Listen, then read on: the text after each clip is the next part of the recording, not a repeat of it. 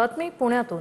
पुण्यात प्रेम प्रकरणातून तरुणाची हत्या करण्यात आलेली आहे। मुलीच्या कुटुंबियांकडून मारहाण करण्यात आल्याचा आरोप मृत मुलाच्या आईने केलाय।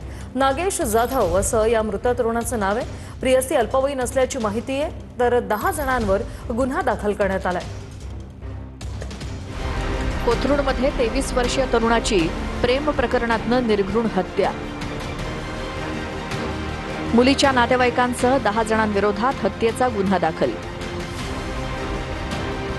नागेश जाधवला त्याच्या प्रेयसीनं मेसेज करून बोलावून घेतलं होतं। तुझ्या मुलाला मारहाण केल्याचं मुलीच्या नातेवाईकांनी नागेशच्या आईला सांगितलं। 10 मिनिटात घेऊन जा, नाहीतर त्याला खाली टाकून देऊ, अशी धमकी मुलीच्या नातेवाईकांनी दिली। नागेशची आई आणि नातेवाईकांनी तात्काळ मुलीच्या घरी धाव घेतली। नागेश छतावर विवस्त्र अवस्थेत रक्ताच्या थारोळ्यात पडला होता। मुलीचे नातेवाईक नागेशला लाकडी दांडके आणि लाथाबुक्क्यांनी मारहाण करत होते। नागेशच्या नातेवाईकांनी त्याला तातडीनं रुग्णालयात नेलं,